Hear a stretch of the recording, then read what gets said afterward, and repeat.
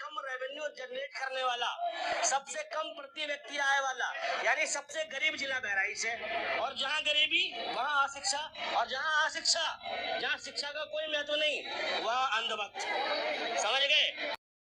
हिंदुओं को बदनाम कर रहे, हिंदू धर्म को बदनाम कर रहे, अपना व्यापार कर रहे, अपना राजनीति कर रहे। ये साजिश है। जब घर पर से हरे रंग का झंडा उतार के भगवा झंडा टांगा जा रहा था, तो आप वो भी तो साजिश देखिएगा कि साजिश किसकी थी, किसके कहने पर इस घटना को अंजाम दिया गया।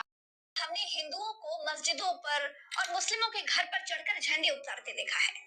क्या किसी मुस्लिम यात्रा के दौरान किसी मुस्लिम को आपने हिंदू मंदिर की प्राचीर पर चढ़कर झंडे उतारते देखा है, झंडे नोचते देखा है? नहीं ना।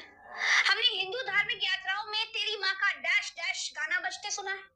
क्या आपने कभी किसी मुस्लिम धार्मिक यात्रा में अब शब्दों से भरे गाने बजते या फिर किसी को गाते हुए सुना है? नहीं ना। यही फर्क है दोस्तों। हम हिंदुओं ने अपने धर्म को राजनीतिक टूल बना दिया है।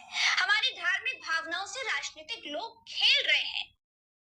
रामगोपाल मिश्रा, इस लड़के ने ही ज्यादती करने का काम किया कि एक मुसलमान के घर पर झंडा टंगा था हरे रंग का, उस झंडे को उतार कर फेंक करके केसरिया झंडा वहां पर फहराना, उसकी रेलिंग को गिरा डालना। ये जो घटना हुई है, राम गोपाल को टारगेट बना करके मारा गया है। और मारने वाले अगर निष्पक्षता पूर्वक जांच हो तो मुसलमान नहीं हिंदू ही निकलेंगे।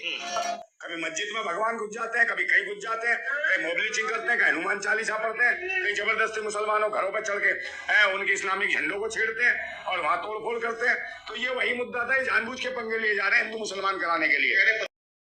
तो उसे गाड़ियों में बांध के घुमाते हैं। क्या उत्तर प्रदेश में किसी में दम है जो दंगाइयों को गाड़ियों में बांध के घुमा दे? अगर यही दंगाई कुर्ता पहनते, यही दंगाई अगर उनकी दाढ़ी होती और यही दंगाई SC/ST से होते, तो यकीन मानिए 2 घंटे के अंदर दंगाई जो है सफा हो जाती। जलते घर को देखने वाले फूस का छप्पर आपका है कि जलते घर को देखने वाले फूस का छप्पर आपका है, उसके पीछे तेजवा आगे मुकद्दर आपका है।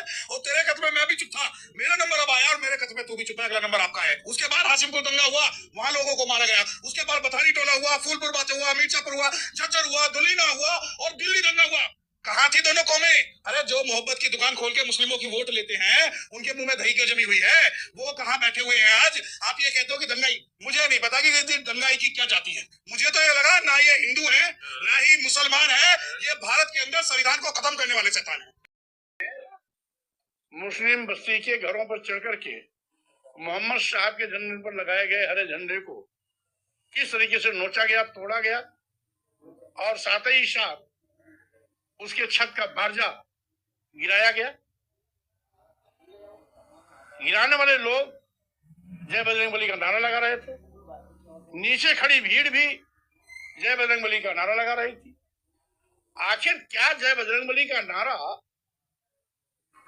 किसी के घर पर चढ़ करके तोड़फोड़ करने का लाइसेंस तो क्या? और दूसरी ओर एक दूसरी भीड़ को हमने वीडियो पर देखा जो कई घरों में आग लगाते हुए आगे जा रही थी। पुलिस लोग देख के तमाशा देख रहे थे, कोई दखल नहीं।